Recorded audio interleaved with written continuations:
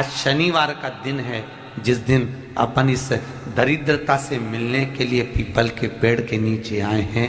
हिंदू धर्म में ये दिन पीपल के वृक्ष के लिए पूजनीय होगा। जो भी शनिवार के दिन पीपल के वृक्ष की पूजन करेगा, दूध चढ़ाएगा या मिष्ठान का भोग लगाएगा, लक्ष्मी और नारायण उसके घर में प्रवेश कर जाएगा। लक्ष्मी और नारायण उसके घर में प्रवेश करेगा। इसलिए नियम बनाया। कौन से दिन का? शनिवार। लक्ष्मी जी बोली, नारायण आपने तो एक दिन का वार लिख दिया। शंकर जी ने 7 वार बनाए हैं, रविवार, सोमवार, मंगल, बुध, गुरु, शुक्र और शनि। ये शिव जी ने बनाया। अब एक दिन आपने अपना बना लिया, बाकी के दिन अगर कोई इस पीपल के वृक्ष के नीचे आएगा और यहाँ तो दरिद्रता बैठी है, तो उसका क्या होगा? भगवान नारायण बोले, सुन दरिद्रता, तेरे से एक विनती है, अगर कोई भी मनुष्य इस पीपल के पेड़ के नीचे अगर 7 दिन में आता है और उसके हाथ में अगर कोई सामग्री होती है तो तू उसके घर में प्रवेश नहीं करेगी। नियम है पीपल के वृक्ष का, या तो पानी का लोटा लेकर जाओ, कुंकू का चोपड़ा लेकर जाओ, शक्कर लेकर जाओ, या पेड़ के नीचे चींटी को डालने के लिए आटा ले जाओ, पर खाली हाथ पीपल के वृक्ष के नीचे कभी मत जाओ, कभी नहीं जाओ। खाली हाथ जाओगे तो दरिद्रता तुम्हारे घर में प्रवेश करेगी। दरिद्रता उठकर खड़ी होकर बोली, नारायण तुमने अपनी मनमानी करी है, एक दिन मुझे भी मेरा चाहिए। भगवान ने कहा, बोल कौन सा दिन चाहिए? दरिद्रता कहती है, रविवार के दिन इस पीपल के वृक्ष के नीचे मैं दिन भर नृत्य करूं, इसमें रहूं, और जो यहाँ आए रविवार को मैं उसके घर में प्रवेश करूं। भगवान ने कहा, ठीक है।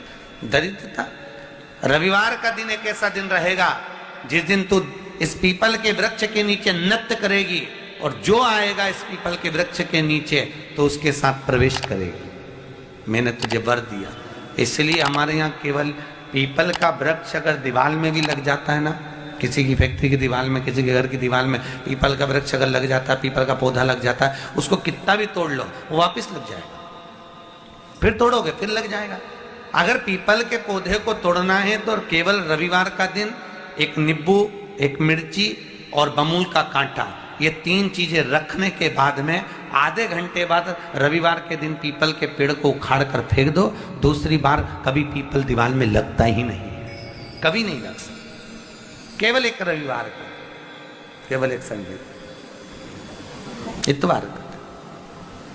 घर में दीवारों पर अगर पीपल लग भी गया है, इसलिए पीपल के वृक्ष को उखाड़ने का, अगर घर में पीपल लगा हुआ है या पीपल का पौधा हमारे घर में लग गया, उसको उतारना, निकालना, लगाना, तो पीपल के वृक्ष को अगर निकाला जाता है तो रविवार के दिन, और अगर पीपल के वृक्ष को कहीं लगाया जाता है तो सोमवार के दिन या मंगलवार के दिन, बुधवार के दिन, इन दिनों में लगा सकते पीपल के वृक्ष कहीं लगाना। शनिवार का दिन एक ऐसा दिन होता है जिस दिन पीपल के वृक्ष को कहीं जाकर लगाया नहीं जाता, क्योंकि शनिवार के दिन पीपल के वृक्ष के नीचे लक्ष्मी रहती है। हम अपने हाथों से अगर पीपल का वृक्ष किसी दूसरी जगह पर शनिवार को रोपित करते हैं तो हमारे घर की लक्ष्मी अपने घर से छिन्न होकर चली जाती है। इसलिए शनिवार के दिन पीपल लगाया नहीं जाता, किसी के घर जाकर उसको वापस पलटा नहीं जाता। लग गया उसको डाल। प्रभु मेरी धर्म पत्नी को कहाँ रखूं आप बताओ? वो तो जहाँ यज्ञ होता है, अनुष्ठान होता है, दान होता है, पुण्य होता है, सत्कर्म होता है, वहां जाने को तैयार नहीं। अब करूं क्या? भगवान ने बोला एक काम करो। दुर्वासा जी बोले, जिसके यहाँ रात्रि में बर्तन झूठे पड़े रहते हो उसके घर में इस दरिद्रता को लेकर तुम प्रवेश कर जाना। जिसके यहाँ रात्रि में बर्तन झूठे पड़े हो वहां लेकर प्रवेश कर जाओ। दूसरी जगह दुर्वासा जी बोले, जो स्त्री घर में दोपहर के समय पर सो रही हो उसके घर में इसको लेकर प्रवेश कर जाएगी। जो स्त्री दोपहर के समय में घर पर सो रही हो इस दरिद्रता को लेकर प्रवेश कर जाइए। तीसरा, जिसके यहाँ पर दरवाजे पर कांटे वाले पौधे लगे हों उस घर में इस दरिद्रता को लेकर प्रवेश कर जाइए। दरिद्रता, कितनी सुंदर बात कही है। दाता और विधाता, कौन कौन? दाता और विधाता। लक्ष्मी और दरिद्रता के सगे भाई हैं। कौन कौन? दाता और विधाता। दाता को फिटकरी प्रिय है, विधाता को नमक प्रिय है। ये दोनों हमेशा लक्ष्मी को और दरिद्रता को दोनों को समझाते थे, दोनों में प्रेम बढ़ाते थे। आज भी हिंदू धर्म की रीति है, यहां तो ठीक है, जिसके यहां पर भी अगर थोड़ी सी भी परेशानी होती है, थोड़ा सा क्लेश होता है, अशांति होती है, लक्ष्मी नहीं टिक रही हो, काम नहीं बन रहे हो, बहुत प्रयास करा जा रहा हो और हमारा कार्य नहीं होता, तो क्या करते हैं? फिटकरी और नमक को पानी में डाल देते हैं और घर में पोछा लगा देते हैं। आप लोगों ने आजकल फेसबुक पे भी पढ़ा होगा, व्हाट्सएप पे भी पढ़ा होगा। तो क्यों लिखा उसमें? उसका कारण ही केवल ये है कि दाता और विधाता की प्रियता उसमें। माता ख्याति के जो 4 बच्चे हुए, इसमें जो 2 लड़के हैं, दाता और विधाता, उसकी प्रियता उसमें, उसकी पूर्णता उसमें। अब दुर्वासा जी बोले अपनी धर्म पत्नी को वहां लेकर, जहां कांटेदार पौधे लगे हों वहां पर लेकर प्रवेश कर जाइए। कांटेदार पौधों में उस दरिद्रता का निवास हो गया। कितना विचित्र कथा यहां वर्णन करी है। श्रीमद् भागवत के अंतर्गत जो वर्णन किया कि मृत्यु निश्चित है, रोग ऐसा शनि महाराज के कारण हो गया हो, अच्छे काम करते करते उल्टे हो रहे हैं, होते हैं किसी किसी के साथ में, विपरीत परिस्थितियां आ जाती है, अच्छा करने जाओ बुरा हो जाता है, अच्छा कर्म करने जाओ बुरा हो जाता है। तो पीपल के वृक्ष की जो छाल होती है, छाल देखिए, पीपल के वृक्ष में जो छाल लगी होती है, उस छाल को घिसकर चंदन बनाकर भगवान शंकर का स्नान कराकर, अभिषेक कराकर, पूजन कराने के बाद में पिपलेश्वर महादेव का नाम लेकर, कौन से महादेव? पिपलेश्वर महादेव का नाम लेकर वो जो घिसी हुई छाल होती है, उस छाल का तिलक भगवान शंकर को लगा लो और उसी का थोड़ा सा भाग अपने कंठ पर, मस्तक पर लगाना प्रारंभ कर दो। धीरे धीरे जो विपरीत दशा है वो सुधरना प्रारंभ हो जाती है। पर नाम याद रखना, पिपलेश्वर। काशी में जो शिव जी की स्थापना कौन ने करी?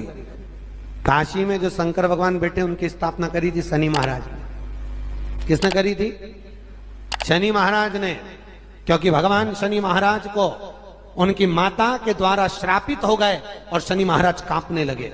शनि महाराज कांपते कांपते, मैं जाऊं तो जाऊं कहां, करूं तो करूं क्या?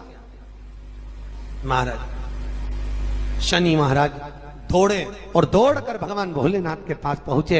हे शंकर, त्रिकालदर्शी, कैलाशी, अविनाशी, कृपा करिए बाबा भोलेनाथ, कृपा करो।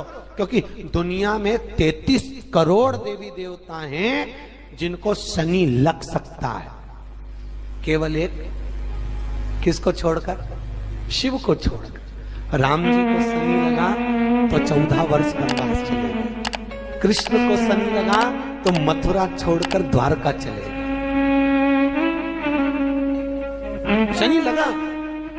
हनुमान जी को शनि लगा तो गुफा में बैठकर राम राम जपना पड़ा। शनि सबको लगता है, केवल शनि नहीं लगता तो एक मेरे महादेव को, मेरे भोले बाबा को नहीं लगता। शंकर के पास में शनि आ गए। शनि ने आकर कहा, भोलेनाथ कृपा करिए बाबा, मैं बड़ा कष्ट में हूं, मैं करूं क्या? बाबा भोलेनाथ ने कहा, जा गंगा जी के तट पर काशी में जाकर एक शिवलिंग की स्थापना कर, उसकी आराधना कर और तेरा शरीर ठीक हो जाएगा, कष्ट नहीं भोगेगा। शनि महाराज ने काशी में जाकर शिव जी की स्थापना करी।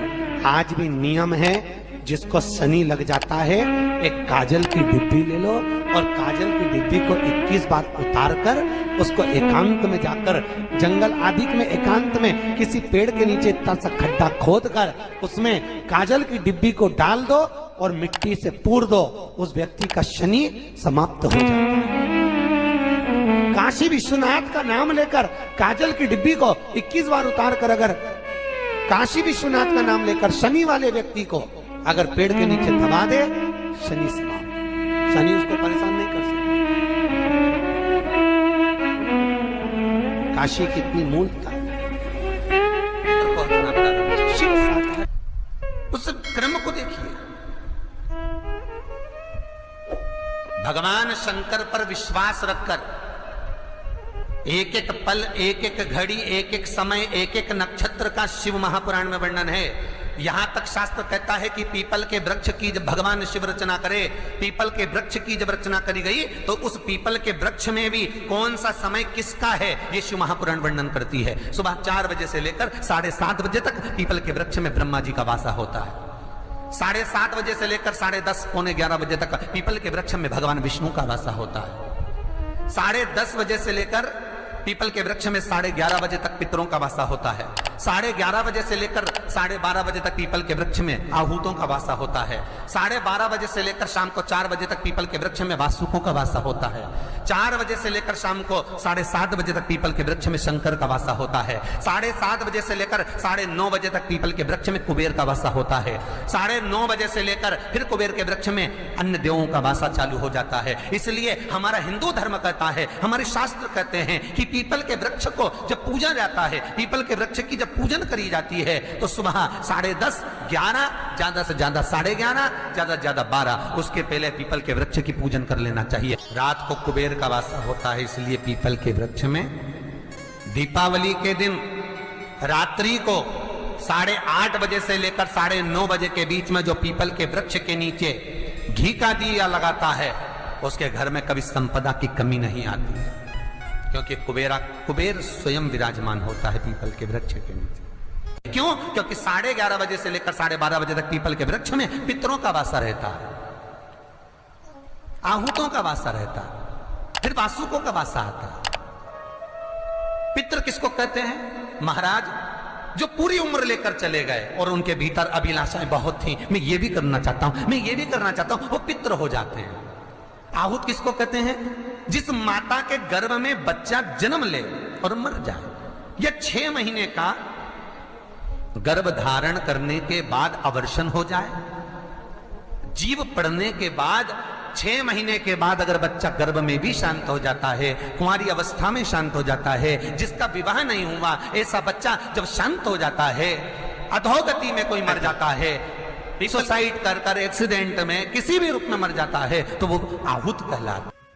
शनिवार के दिन जो पीपल के वृक्ष में सरसों के तेल का दीप लगाता है उसको शनि कभी परेशान नहीं करता। एक बात हमेशा ध्यान रखिएगा, मान लो अगर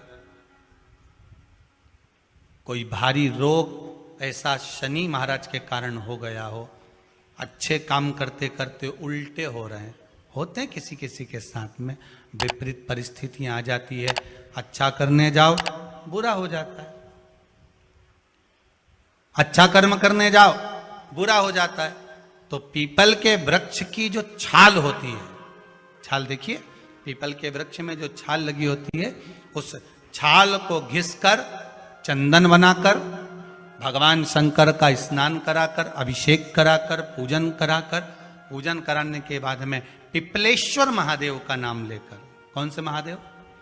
पिपलेश्वर महादेव का नाम लेकर वो जो घिसी हुई छाल होती है उस छाल का तिलक भगवान शंकर को लगा लो और उसी का थोड़ा सा भाग अपने कंठ पर, मस्तक पर लगाना प्रारंभ कर दो। धीरे धीरे जो विपरीत दशा है वो सुधरना प्रारंभ हो जाती है। पर नाम याद रखना, पिपलेश्वर। जब कितना भी दुख, विपदा, कष्ट सम्मुख में खड़ा हुआ हो, कितना भी दुख, पूंजी धन की अगर आपको कमी पड़ रही है और ऐसा लग रहा है कि मेरे पास में कुछ भी नहीं, हम तो यहां तक कहेंगे कोई मकान बना रहे हो, बेटी का विवाह कर रहे हो, बेटे का विवाह कर रहे हो, कोई अच्छा कार्य कर रहे हो, धन संपदा की भी कमती दिखे तो समय पर कांता भगवान का स्मरण कर, कांता चक्र का स्मरण कर, शिव और नारायण का नाम लेकर, एक बेलपत्र, एक शमी पत्र, एक श्वेत पुष्प, एक लाल पुष्प, दोनों हाथ में लेकर भगवान शंकर के अशोक सुंदरी के स्थान पर अगर समर्पित करा जाए तो संपदा की भी कमी नहीं आती। वो कांता चक्र है जो नारायण के। यहां तक शिव महापुराण की कथा कहती है, अगर कोई विद्वत ब्राह्मण ने आपको बताया है कि आपके घर में पितृदोष है, कोई विद्वान ब्राह्मण ने बता दिया कि आपके घर में काल सर्प दोष है, कोई विद्वान ब्राह्मण ने बता दिया कि आपके यहाँ पर ये वास्तु दोष है और इस दोष को मिटाना जरूरी है। कोई ने आपको बताया, उस समय पर हमें घबराना नहीं।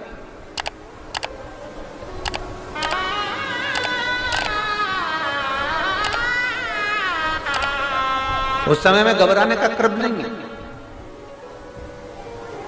कहते हैं पीपल का जो जल झड़ता है पीपल के वृक्ष से, आप लोगों ने कभी देखा है कि नहीं देखा, वो हमको नहीं मालूम।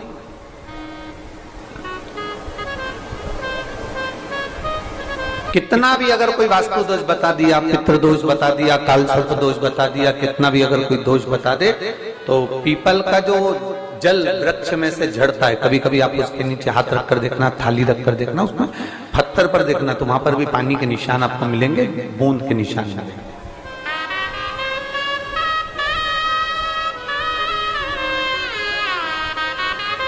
मात्र उस पीपल के वृक्ष के जल की एक बिंदी, एकमात्र बिंदी, शंकर भगवान का जो शिवलिंग है जलाधारी है, चरण है, गणेश कार्तिकेय का स्थान है, अशोक सुंदरी का स्थान है, और प्रत्येक जलाधारी में से पानी बीच में से आकर नीचे की ओर गिरता है, नीचे की ओर गिरता है।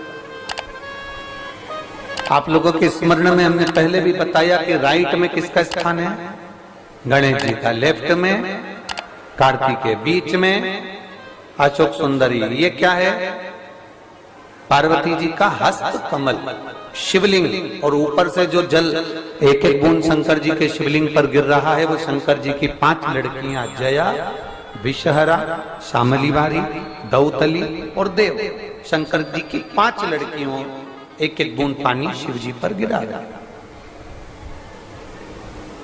जहां जल नीचे गिरता है उस स्थान से जहां तक जल बहकर जा रहा है उस स्थान तक 33 कोटि देवताओं का स्थान, 33 कोटि देवताओं का स्थान। अब जहां पानी आया, जहां नीचे गिरा, उसके बीच में जो स्थान होता है, आप लोगों ने देखा है कि नहीं देखा? जिनने देखा है जरा हाथ उठाओ। ये पानी जैसे यहां तक आया और यहां के बाद नीचे गिरेगा, तब वो नाली के माध्यम से बाहर जाएगा। तो जितनी दूर यहां से वो नीचे की ओर जो गिर रहा है, यहां से वो नीचे की ओर जो पानी जा रहा है, ये जो स्थान होता है, ये हमारे 3 दोषों को निवारण तुरंत कर देता है। एक हमारा पितृदोष, एक हमारा काल सर्प दोष और एक हमारा वास्तु दोष का निवारण ये तुरंत करता है। और ये तो हमने केवल आपको शिव महापुराण के माध्यम से बताया कि ये 3 दोष का निवारण कर देता है, पर यदि कभी आप ध्यान से लिंग पुराण को पढ़ेंगे, आप यदि लिंग पुराण को पढ़ेंगे और गीता प्रेस गोरखपुर की लिंग पुराण को लाकर यदि आप पढ़ते हैं, या गीता प्रेस गोरखपुर की शिव अंक को भी आप अगर पढ़ेंगे, उसका नंबर हमारे स्मरण में नहीं आ रहा है, शिव अंकों को भी अगर आप पढ़ेंगे तो उसमें भी आपको वर्णन मिलेगा कि हम तो केवल 3 दोष का बता रहे हैं, पर हमारे शास्त्र तो यहाँ पर और भी दोषों का वर्णन कर रहे हैं। जैसे किसी ने बता दिया आपको शनि का दोष है, किसी ने बता दिया मंगल का दोष है, किसी ने बता दिया आपको केतु का दोष है, किसी ने बता दिया आपको राहु का दोष है, किसी ने आपको कह दिया कि बृहस्पति का दोष है, किसी ने कह दिया आपको ये वाला दोष है। दुनिया के जितने दोष पीपल के वृक्ष के झड़ता हुआ जल की एक बूंद का स्पर्श, भले वो सूख गई हो, उसका एक